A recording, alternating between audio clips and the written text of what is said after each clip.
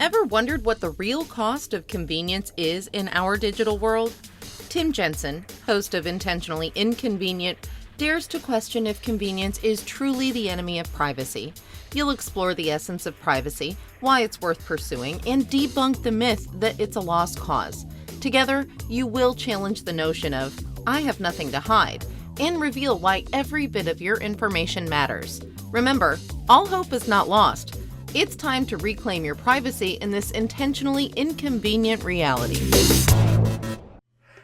Hello and welcome to Intentionally Inconvenient, where we talk about personal freedom through securing our privacy.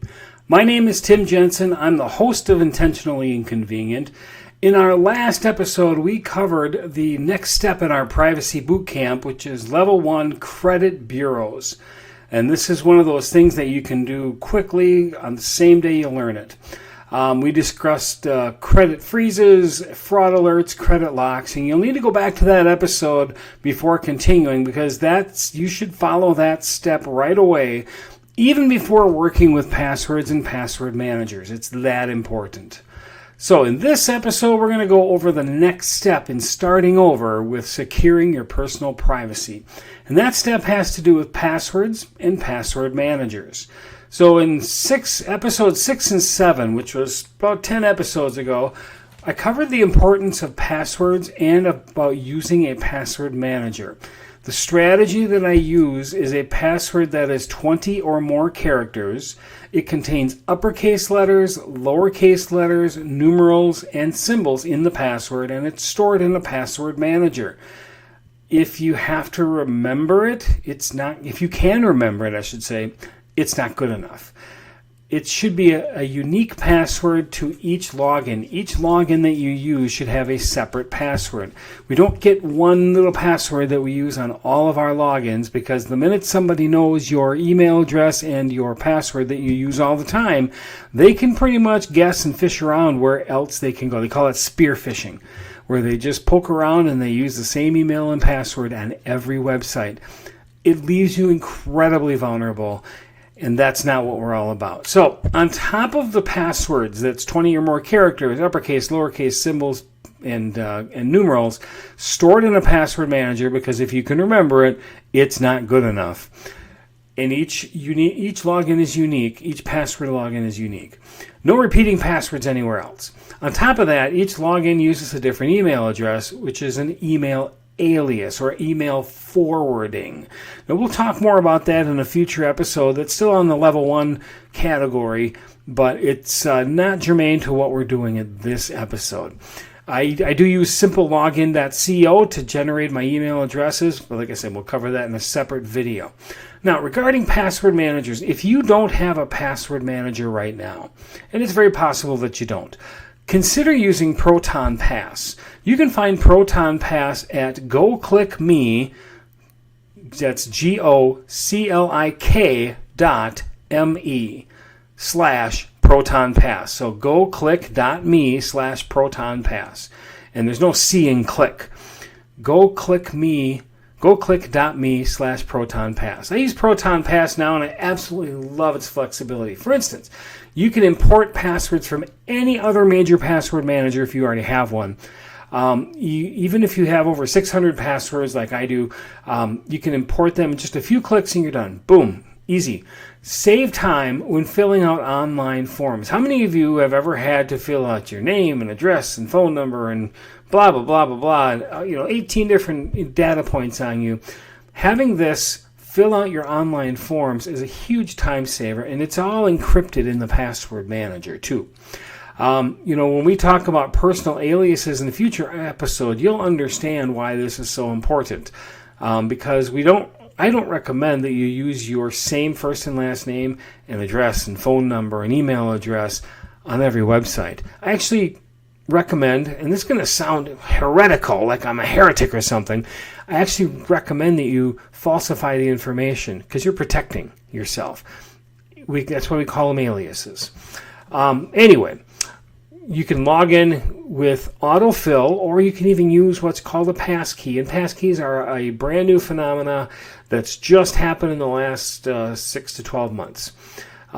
right now, Proton has a promotion where you can get 50% off their regular price. So go right now. Stop what you're doing, push pause on this episode, and go right now to goclick.me/ProtonPass. Again, that's goclick.me/ProtonPass. ProtonPass. GoClick.me/ProtonPass. Get your personal password manager set up today. You'll really be glad you did. One more time, because I'm sure you didn't hear it enough. GoClick.me/ProtonPass. GoClick.me/ProtonPass. Okay, so now, here's the lowdown on passwords. All your passwords or passphrases should be unique. You don't reuse them anywhere. You don't have your favorite password. You don't have your favorite login. Everything is unique.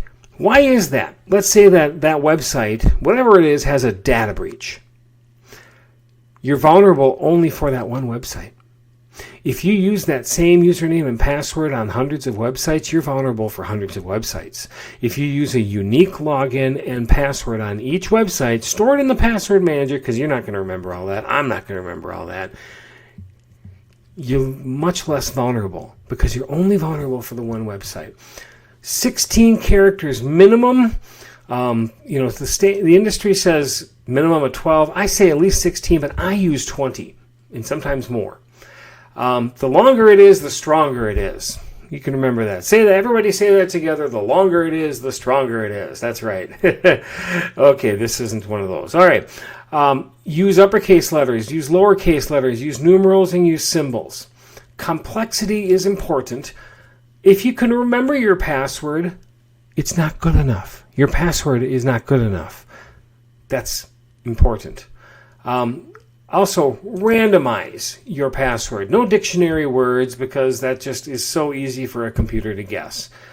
You don't want to have anything that identifies to you, your name, any dates, any number, phone numbers, or house numbers, none of that stuff. You don't want anything that identifies to you as part of your password, or for that matter, part of your email address. Passphrases are also acceptable. This is a 5 to 8 string of random words that really don't make sense as a sentence. So maybe something like personal, social, standard, notes, Google, fun, just, random words that, and the longer it is, the stronger it is. The more words it is, the better it is. Something that you're not going to be able to remember, but that you can store in a password manager. Passphrases are also a good thing to use, and it's becoming more and more standard in today's society. Let's see here. Now, length is important. The longer, the stronger. The longer it is, the stronger it is. Consider a password strategy using a password extension. Now, here's something that almost nobody teaches. I have this thing here. It's called an OnlyKey. You can see the 6 characters on there. It's numbers 1, 2, 3, 4, 5, and 6. It goes into a USB drive, and that is for a passcode. So when I plug this in, I have to put the passcode in. It's at least 7 or more characters. And you can choose what the passcode is as long as you can remember it. And there's actually 3 passcodes. And I will tell you what 2 of them are. Two of them are your normal passcode that you're going to log in. There's also a self-destruct passcode. So let's say someone finds this and they are, for whatever reason, they're trying to coax the passcode to your OnlyKey out of you. If you just give them the self-destruct passcode, what that does is when it's plugged into a computer, it erases it. Just wipes it out. Erases it. I call it self-destruct. It doesn't really destroy this thing. It just erases it so that they can't use it.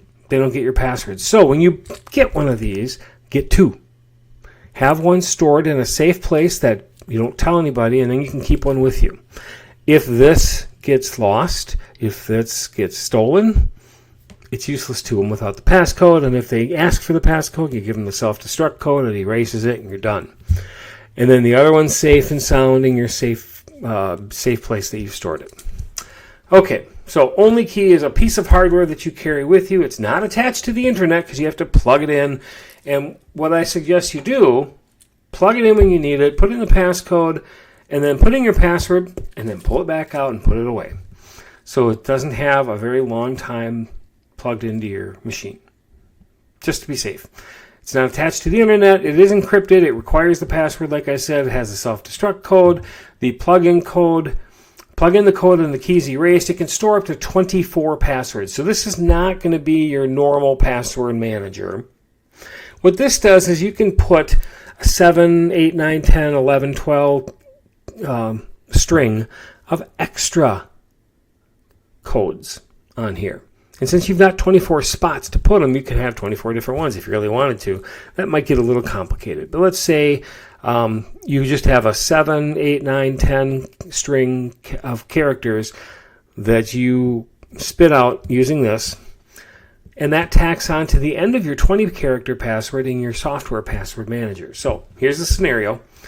First of all, before I get to, I'm getting ahead of myself here. So here's the strategy. I got to make sure I find my notes here. I could store 24 pass. Oh yeah, you can get these on Amazon for $60. That includes tax. That includes the price. You can get these at onlykey.io, or you can go to, and it's printed right on there. I don't know if you can see it. crp.to. It's only 5-6 characters. crp.to. But you can get them on Amazon. You can get them at onlykey.io. Whatever. Wherever you want to get them, they're about $60, $55, $56 plus tax. Maybe a few bucks more than 60. Always get two. Always get two. Keep one with you. Store the other one in a safe location. You're going to use the OnlyKey to store at least 3 things. The master password to your password manager. The master password to your password manager. So that all you got to do is plug this in there, pop it in, it opens up your password manager, and now you've got access to all 600 of those, or whatever. The second thing you're going to store in here is the password to your computer login. So we all have to log into our account on our computer. Why not just store that on here? Make it easy. And then the third thing is that 7 to 10 character password extension. So you got most of that password stored in the manager, and then you push this button here, or whatever button's on here, and it goes into the computer and it extends the password, that 7, 8, 9, 10 characters, whatever you do. So you put in your password manager, you put in the password, plus you add the extension. So the part of the password lives here, part of the password lives on your password manager.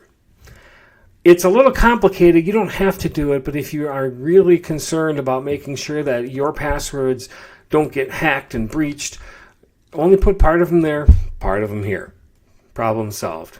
This also can get you into your password manager. This also can get you into your computer if you want to set it up that way. No full password is stored anywhere. So now the question is, why make this so difficult? This is complicated. How am I going to remember all this? Well, start out slow. You don't have to do everything that I'm recommending. I'm just trying to make this as difficult as possible, but at the same time, you take it step by step. You do a little bit at a time so that you're not low-hanging fruit for the hackers. That's really the bottom line. Hackers and people who steal passwords and personally identifying information, they go for the low-hanging fruit. If you make it easy for yourself, you make it easy for a hacker. Plain and simple. You're developing new habits. You will get used to it. It will become easier and less complex as time goes on because you're going to go through the same routines over and over again. You can use the hardware password manager to store the password to your software manager. So, again, go back, look at some of the stuff we talked about. If you have questions, put them in the comments or send an email to ii@timjensen.email. II is for intentionally inconvenient. ii@timjensen.email. In the meantime, go back, study this a little bit, try to work, take some notes, and practice them a little bit. But don't forget, you need a password manager to get started, and you can do it right away today. Remember that promo that they've got 50% off at goclick.me/ProtonPass. goclik.me/ProtonPass. Have a great day, everybody. Stay safe. Stay private. Thanks for listening. That's all for now from Intentionally Inconvenient, leaving you with a challenge to question the cost of online convenience. If you want to keep learning, subscribe on Spotify and Apple Podcast. Your reviews and 5-star ratings help reach more listeners. Until next time, remember, your privacy is never a lost cause. Stay safe, stay private.